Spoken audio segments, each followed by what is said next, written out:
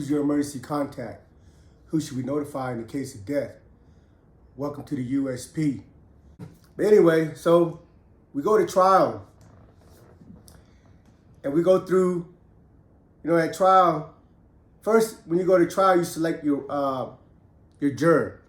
You don't really get to select 12 men or 12 women or whatever. They bring a panel of about 24 in. And you and the prosecutor get to go back and forth to question all these potential jurors and dismiss the ones you don't want. You don't get to keep the one that you like. You just get to dismiss the ones that you don't like.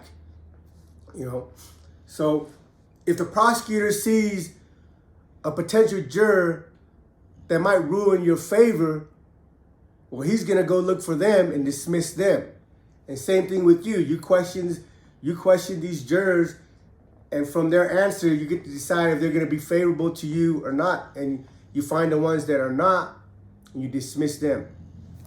Now, my juror I'm supposed to be judged by a juror of my peers. From my understanding of the definition of peers, is people of your similar age and similar interests, almost friends. People of similar interests, similar age. When I looked at the jury stand, I didn't see anybody on there that qualified as my peer. When they select jurors, they can select them not just from out of your county, but all the county in the states. It can be all the way down from Lehigh to Provo to Moab, or up north to Layton, or east by Park City. I know people that are not familiar with Utah. Some of the stuff I mentioned are 2, 3, 4 hours away from where we are. St. George is about 4 or 5 hours away. Jurors can come from all over the state. And everybody they brought were, and this is not a racist comment or anything, but they were white men and white women that came from small towns. That most of them thought that, well, if you got arrested, you might have done something wrong, because the Fed's not just going to come and arrest you, indict you, and throw you in prison if you're innocent.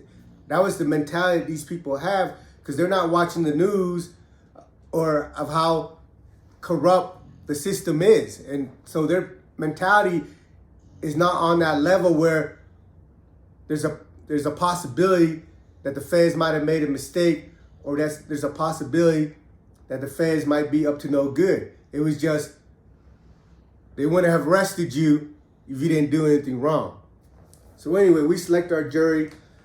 The prosecutor presented their case, and at the end of them presenting their case, they brought in this dude to testify against me.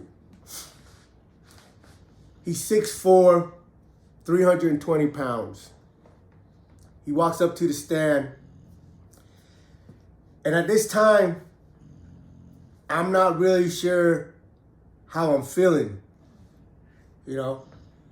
So he gets on the stand, raises his right hand, swear to tell the truth, the whole truth, and nothing but the truth, so help you God. Sits down, and the prosecutor begins their questioning. The question about the bank robbery, this and that, and he's answering all the questions. And they get to this point where they ask him, did Mesa rob the bank with you?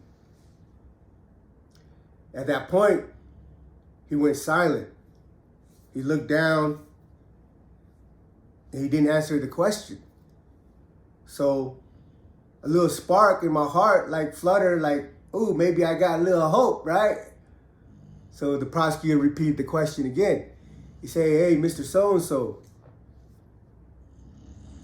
did Mesa rob the bank with you? Again, he refused to answer the question. He just put his head down and went silent. So the prosecutor turned to the judge, and she was like, Your Honor, please instruct the witness to answer the question. And my judge, Tina Campbell, looked at the dude on the stand, and she's like, young man, I'm going to have to instruct you to answer the question. If you don't answer this question, I'm going to be forced to hold you in contempt. So the prosecutor asked him the question again. Was Mesa involved in the bank robbery? Again, he went silent. He put his head down. And at this time, the judge asked to recuse the juror, asked for a 5-minute recess, and they excused the juror. They filed the juror out of the courtroom. They closed the door. The judge turned on the witness. He said, "Young man, I must insist that you answer this question. If you do not answer this question, I am going to hold you in contempt. Do you understand that?" And he was like nodding his head, whatever, like he understood. So they brought the juror back. The juror sat down. The prosecutor resumed their questioning. She didn't start right off with the question that was I a participant in the bank robbery. You know, for the benefit of the jury, she asked a few questions about the bank robbery. You know, what time did it happen? Where did it happen? This and that. And then about a minute later, she got right back to the question that's going to determine if I walk out of this courtroom or not. So she asked him again, the fourth time, "Mr. So-and-so, was Mesa Rith a participant in the bank robbery?" Again, he looked down, quiet. Tears started coming down of his eyes. He started sniffling, crying. And then he freaking screamed out, "Yes, yes, yes."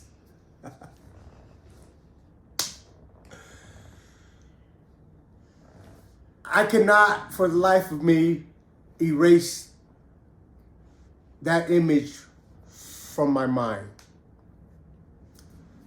You know, until that point, I still had love for him. I grew up with him. I've taken cases for him.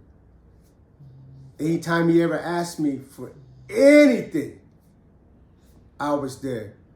Whether it was money or whether it's to go and get some get back on somebody that just fucked one of his brother up or one of his homies up, I'm there every time, no questions asked. And this bitch motherfucker is on the stand, bawling, pointing a finger at me. So they asked the prosecutor, "Can you please identify Mr. Rith in this courtroom?" You see his head come up, pointing right at me. "Can you please describe what Mr. Rith is wearing?"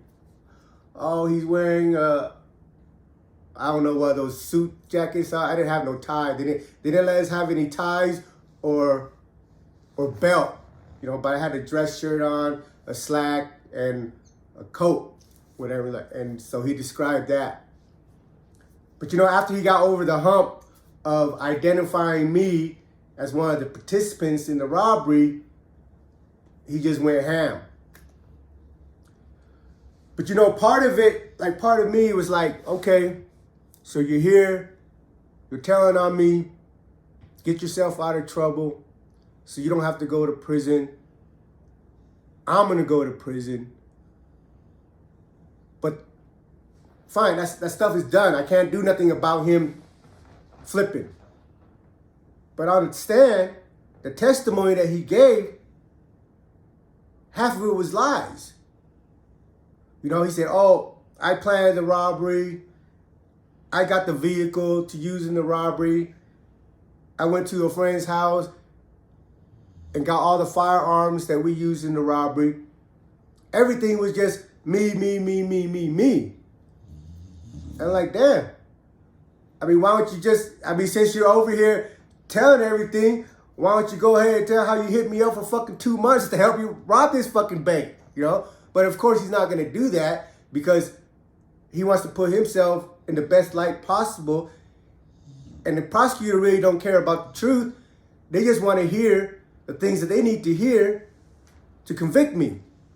They need the juror to hear certain things, and that's all they want. Everything else to them is irrelevant.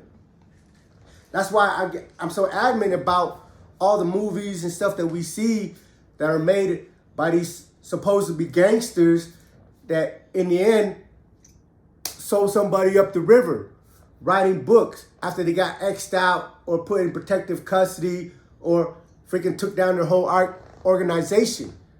You know, for me, I feel some type of way about that. And I feel some type of way about the citizens and civilians out here being ooh and ah, oh, wow, this dude was that. Nah, that dude's a bitch. We have a saying, it don't matter how you start, it's how you finish. So you might have been a gangster in the beginning, but at the end of the day, when it was time to be a gangster, you was a bitch. And that's where the box that your people are supposed to put you in. Because, sorry, I get I get emotional about this type of shit because I'm just so tired and sick of all these busters being able to glorify their lifestyle and portray themselves as some once upon a time gangster when they're not. You know, one of my reasons, one of my purposes, that one of the things I want to do in the future is start presenting stories to you guys from real motherfuckers, from dudes that did their time, from dudes that did everything that was expected of them and had earned the love, the respect from their people that they can move on with their lives. Because, you know, when you sign up to these things, it's for life, man. It ain't until it's not fun anymore. It ain't until, oh, I changed my mind. No, this is it. This is what you signed up for. You signed up for this shit with your eyes open, knowing exactly what you're signing up for. That's the problem I have. Is motherfucker sitting next to you telling you that he's your brother, that you can trust him, that he loves you. Then at the end of the day, he was a con man the whole time. Because none of that stuff that he professed out of his freaking mouth was real. He was conning you the whole time. He was going along for the ride for as long as it was convenient for him. And then when it wasn't anymore, he had no issue throwing you and the rest of you under the bus. So you asked me what that made me feel, how that made me feel. I didn't sleep for, I want to say a week, but more exactly, my trial took 5 days. We started on Monday, ended on 4 days. It ended on Thursday night at 12:30 in the middle of the night.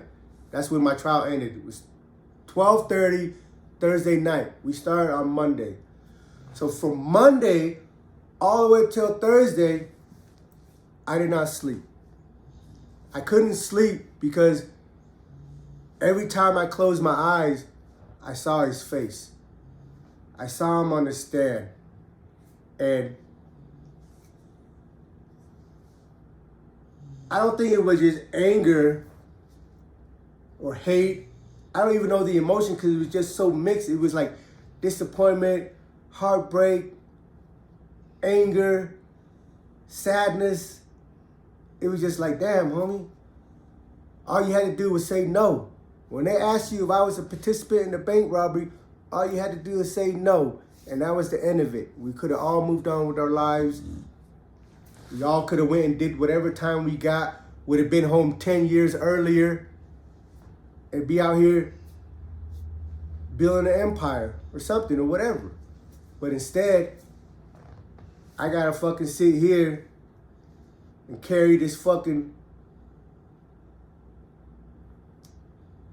however you want to describe it, this hatred, this animosity in here for somebody that I used to love. And yeah, that's disappointing. Like, I don't have the words to describe it. It's just, it was enough to keep me up for 5 days.